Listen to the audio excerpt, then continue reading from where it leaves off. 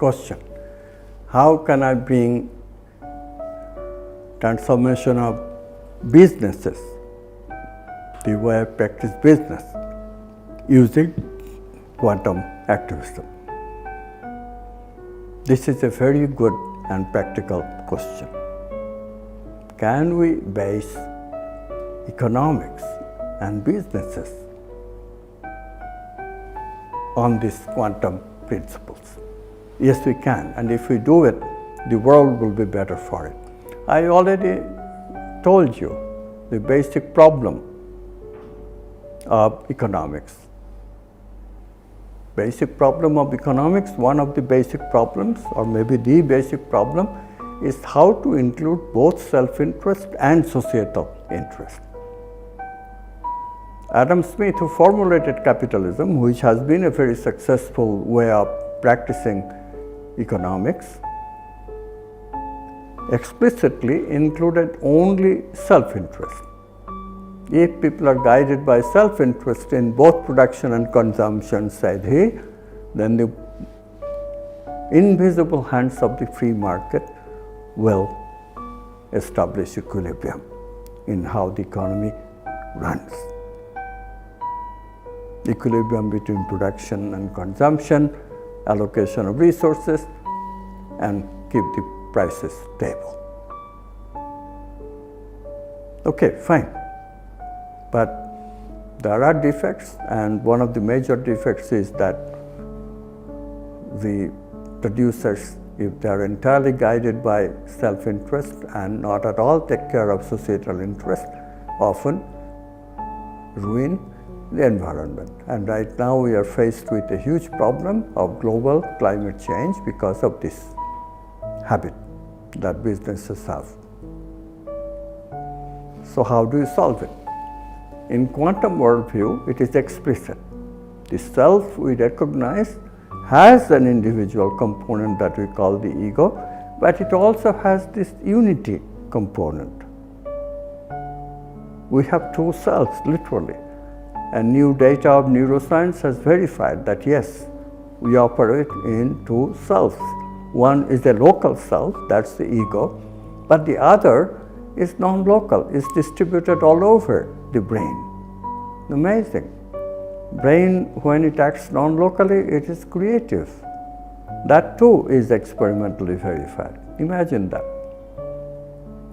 This idea appears in the Upanishads, that we should have two selves. One self that is kind of connection to unity consciousness, and the other self that's our connection to the world, where we are separate. In the Upanishads. And we are now rediscovering that with our quantum science and verifying that in the laboratory with neuroscience. So how do I then change our economics based on this principle? I have written a book called Quantum Economics, which lays out all the details. The first thing we do is to recognize that what Adam Smith called invisible hands of the free market is now very clear. It's the movement of consciousness, purposive evolutionary movement of consciousness. That's what the invisible hands are about. So the first thing we recognize that we must guide the economy in sync with the evolutionary movement of consciousness. And as Sri Aurobindo and Teilhard de Chardin pointed out in the last century, the movement of consciousness to establish heaven on earth. Movement of consciousness takes us towards greater and greater love, non-violence, less domination, more cooperation. All those negative emotional brain circuits are to be overridden by developing positive emotions, developing new brain. That's what the movement of consciousness is taking us. Look at the anthropological data. It is very, very believable. I laid it out in a book called Creative Evolution, but Sri Aurobindo talks about it in his book, too. You can read that in the book The Life Divine. There, Desjardins' book, The Phenomenon of Man. In all these books, you will find the same idea. Movement of consciousness is designed to create a human being who will be more loving, more just, more appreciative of beauty and more beautiful himself or herself, more truthful, not the opposite that we see today, no thanks to our polarization in worldviews between religion and materialist science. Wholeness. So all these things, right? That's what the movement of consciousness is about. And when we do that, when we establish businesses that will take us towards this movement, then, and how to do it is through quantum activism. How to do it is to recognize that we have experiences, not just the material experiences. When we become too involved with material experiences, material profit, material wealth, we tend to go towards separateness. Materialist stuff, for example, sensing and thinking, they separate. They are very self-centered. If you are only acknowledging your own pleasure, you will be self-centered.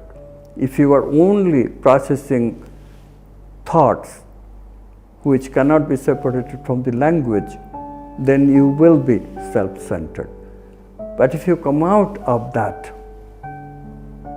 and open to your feeling, what then?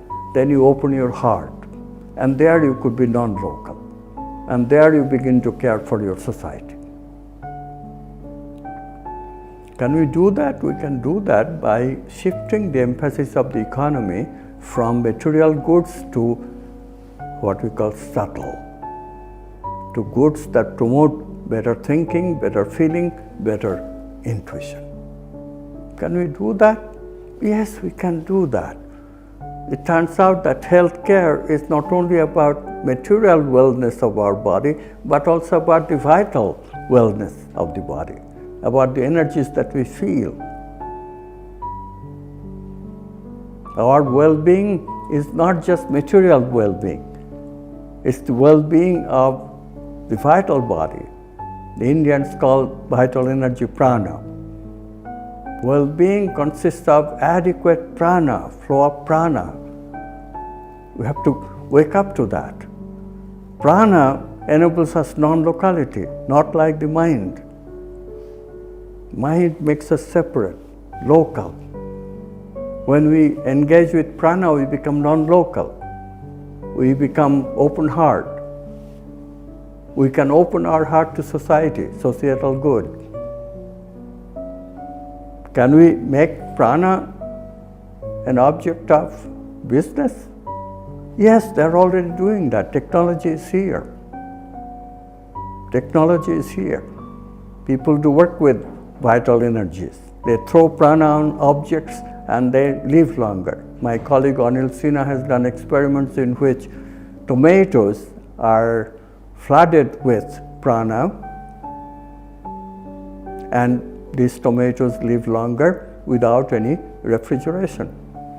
4 months, after 4 months of this radiation by prana, I ate one of these tomatoes and they tasted as fresh as new. Amazing, no? It will change the preservation of agricultural product in a dramatic way. Huge necessity will be served in India. Are there other business ideas that you can use from quantum activism? Yes. Read my book, Quantum Economics. It has so many ideas, and we have to develop new ideas. As people practice this, these ideas will be more and more and more and more in vogue.